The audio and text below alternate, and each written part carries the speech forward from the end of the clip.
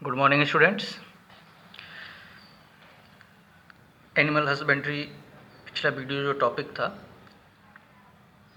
उसका next part हमने बताया था कि एनिमल हस्बेंड्री में हमको कैटल फार्मिंग, काऊ बफैलो की ब्रीडिंग, केयरिंग और फीडिंग, ये 3 टॉपिक थे। उसके बाद पोल्ट्री फार्मिंग, फिश फार्मिंग और बी कीपिंग। तो पोल्ट्री और फिश फार्मिंग छोटे छोटे कंडीशन 2-2 मिनट में ही आपको जो मैं केवल बता दूंगा, बुक से आप उस चीज़ को जो है वो स्टडी कर लेंगे। पिछला जो वीडियो था उसमें हमने काऊ और बफेलो के ब्रीडिंग या ब्रीड्स जो नस्ल होती है उसके बारे में स्टडी किया। बाकी 2 चीज़ें मैं आज आपको दिखाऊंगा, फीडिंग और केयरिंग। मैंने कहता ना कि कैसे उसका रख रखाव या बीमारी और उसकी फीडिंग, क्या क्या चीज़ें जो है वो कैटल्स को चाहिए खाने के लिए, वो चीज़। तो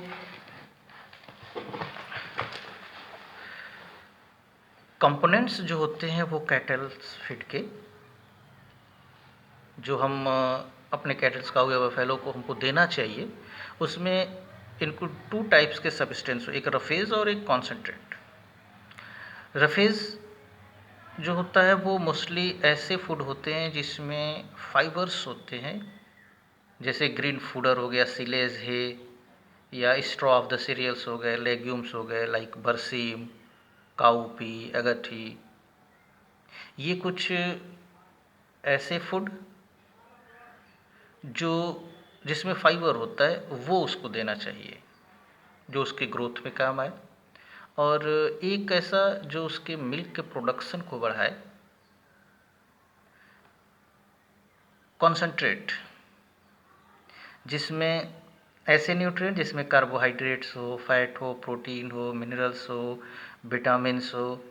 जैसे इस चीज़ को कंप्लीट करने के लिए हमको उसको cotton seed, oil seed, barley, jowar, bajra, gram, ये सारी चीज़ें जो होती हैं वो देना चाहिए। तो कैटल फीड में रफेज और कॉन्सेंट्रेट 2 तरह के फीड जो है वो इंक्लूड होने चाहिए। अच्छा, साथ ही साथ अगर उसके हम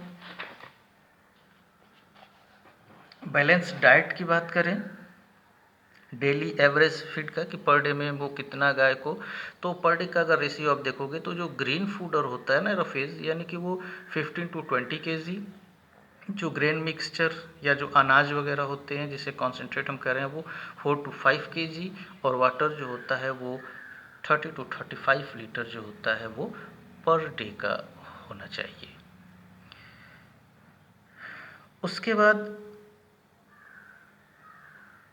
डिजीज़ की अगर हम बात करें, केयरिंग की बात करें, तो डिजीज़ में ये आप देख सकते हो, हम एक सीधे चार्ट आपको दिखा दें। ये डिजीज़ है कि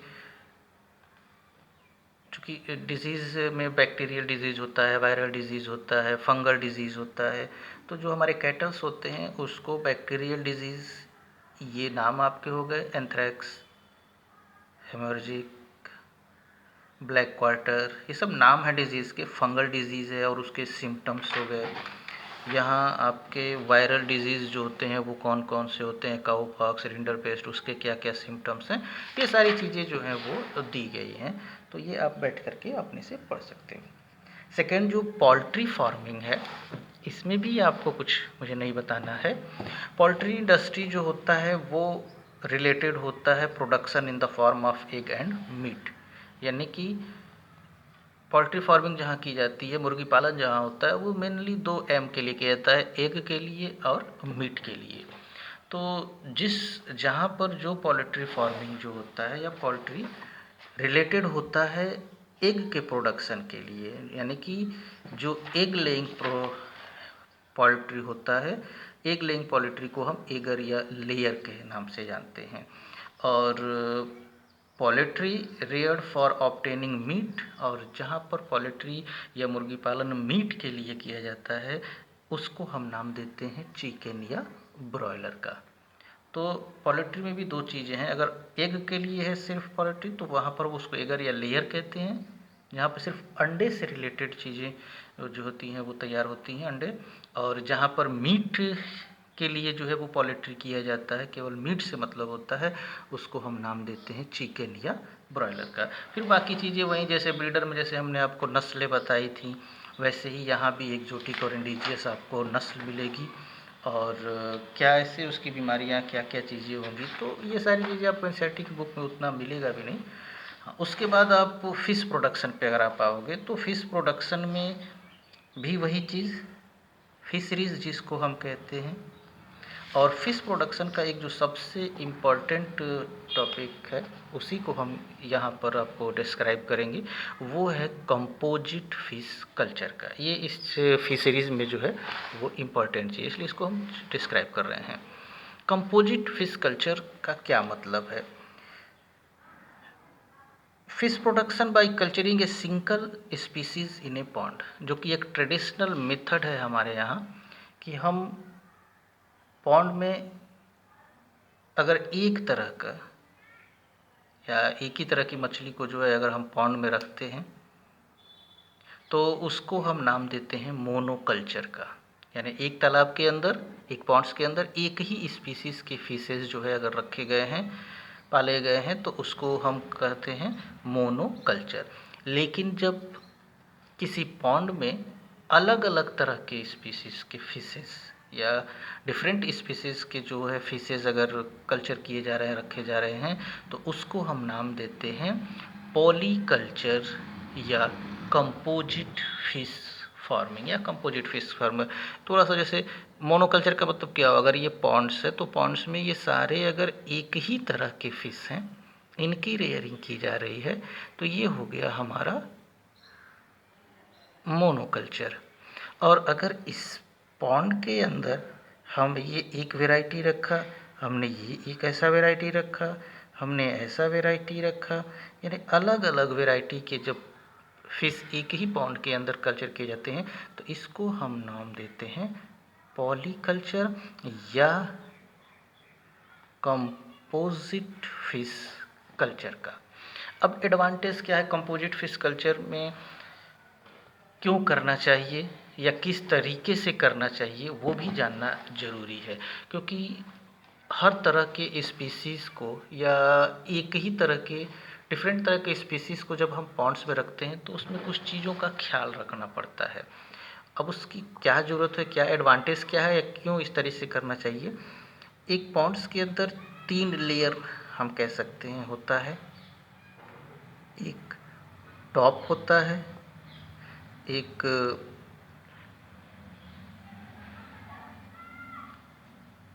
कॉलम होता है या मिडिल लेयर जिसको हम कह सकते हैं, एक टॉप, एक मिडिल और एक bottom. Surface layer, column, feeder होते हैं और बॉटम, 3 तरीके से। तो एक पॉन्ड्स के अंदर ये 3 लेयर हो सकता है, बिल्कुल ऊपर, बीच में और नीचे। अगर हम अलग अलग स्पीसीज़ की मछलियों को एक पॉन्ड्स के अंदर रखने जा रहे हैं, सपोज़ करते हैं कि अगर डिफरेंट टाइप के फिशेस सिर्फ ऊपर ही रह गए, सारे के सारे ऐसे होते हैं, क्योंकि आपने मछलियों को देखा होगा, कुछ ऐसे फिशेस होते हैं जो या तो पानी के बिल्कुल नीचे रहते हैं या बीच में रहते हैं, या कुछ ऐसे होते हैं जो पानी के ऊपर क्या होते हैं, दिखाई देते हैं। अलग अलग उनका जो हैबिटेट होता है वो अलग अलग होता है। कुछ ऐसे होते हैं जो बिल्कुल नीचे रहना पसंद करते हैं, कुछ ऊपर ही रहना पसंद करते हैं और कुछ बीच में। तो अगर हमने डिफरेंट स्पीसीज़ की मछलियों को अगर रखा और वो सारे के सारे कैसे हो गए, टॉप पे रहने वाले हो गए, तो इससे क्या होगा, इससे हमारा नुकसान ये होगा कि ऊपर भीड़ बढ़ जाएगी। तो इन अलग अलग मछलियों के बीच में स्पेस के लिए, फूड के लिए क्या होगा, कंपटीशन होगा। जो बड़ी मछलियाँ होंगी वो छोटी मछलियों को खा जाएंगी, और हमारा जो पॉन्ड्स है उसका जो ये हिस्सा है नीचे वाला, ये पूरा का पूरा क्या हो रहा है, बेकार जा रहा है, खाली जा रहा है। तो इसलिए जब कंपोजिट फिश कल्चर करते हैं, जब हम 2 या 2 से ज़्यादा स्पीसीज़ को मिला करके जब मछली पालन करते हैं, तो उसमें ये ध्यान रखा जाता है कि उसमें से एक स्पीसीज़ अगर टॉप वाला हो, तो दूसरा स्पीसीज़ मिडिल वाला हो, तो तीसरा स्पीसीज़ जो है वो बॉटम वाला हो। यानी 3 तरह के फिशेस को अगर हम रख रहे हैं तो ये सेलेक्ट इस तरीके से करना चाहिए कि तीनों अलग अलग जो है वो लेयर पे पाए जाए। इससे क्या होगा, इनके बीच में कंपटीशन नहीं होगा और ये एक पॉन्ड्स के अंदर जितनी भी सब्सटेंसेस या उनके खाने की जो चीज़ें होंगी वो भी क्या करेंगे, यूज़ करेंगे। तो अब ऐसे कौन कौन से फिशेज़ हैं वो आपको मैं बुक। तो कंपोजिट फिश कल्चर क्लियर हो गया होगा मेरे ख्याल से आपका, कि एक से ज़्यादा स्पीसीज़ को एक पॉन्ड के अंदर रेयरिंग करना जो होता है वो कंपोजिट फिश कल्चर है। अब जैसे सिल्वर कार्प, ये सरफेस फीडर होता है यानी टॉप पर, और ये क्या खाता है, फाइटोप्लैंक्टन, मतलब जो पौधे होते हैं छोटे छोटे उसको खाता है। कटला, ये भी सरफेस फीडर है, ये जू प्लैंक्टन खाता है। तो अब इन दोनों को हम एक साथ रख सकते हैं, क्यों, ये भले ही दोनों सरफेस फीडर हैं, टॉप पे रहते हैं, लेकिन एक फाइटोप्लैंक्टन खाता है और एक जू प्लैंक्टन, यानी एक छोटे छोटे पौधों को खाता है और एक जो होता है वो छोटे छोटे कीड़ों को खाता है। फिर इन दोनों के बीच में खाने के लिए कोई कंपटीशन नहीं होगा, तो इन दोनों को हम एक साथ रख सकते हैं। रोहू, जो कि middle zone of the pond होता है, मतलब बीच में रहता है, और ये डिकेइंग प्लांट्स और डेट्राइटस यानी मरी सड़ी गली चीज़ों को ये क्या करता है, खाता है, तो ये बीच में रहेगा, तो ये ऊपर वाली चीज़ों से इसका कोई मतलब नहीं है। उसके बाद एक ग्रॉस क्रॉप है, वो भी बीच में रहता है। मृगल या मृगल, ये बॉटम फीडर है, और जो कॉमन कार्प होता है फिश, ये भी ओमनीवरस बॉटम फीडर है, यानी नीचे रहता है। तो ये इन 6 तरह के फिशेस को हम एक पॉन्ड के अंदर क्या कर सकते हैं, रख सकते हैं, क्योंकि सबका जो हैबिटेट है वो अलग अलग है, कुछ ऊपर, कुछ बीच में, कुछ नीचे, और उनके खाने का जो सब्सटेंस है वो भी अलग अलग है। इससे इनके बीच में कंपटीशन जो होगा वो नहीं होगा, और हम एक पॉन्ड्स के अंदर ज़्यादा से ज़्यादा फिश का क्या कर सकते हैं, प्रोडक्शन कर सकते हैं। तो ये हमारा कंपोजिट फिश कल्चर है। आज की वीडियो में बस इतना ही। मैंने बताया था कि इस वीडियो में अब बहुत ज़्यादा कुछ नहीं रह गया डिटेल के लिए, आप बुक ले लोगे अपने आप आराम से उस चीज़ को पढ़ लोगे। हम डिटेल करेंगे थोड़ा सा बी कीपिंग का, जो हमारा नेक्स्ट वीडियो होगा उसमें हम आराम से जो है जैसे अब तक पढ़ते रहे थे बी कीपिंग, वो हमारा लास्ट टॉपिक होगा, उसको हम आपको आराम से डिटेल से समझाएंगे। Okay, thank you.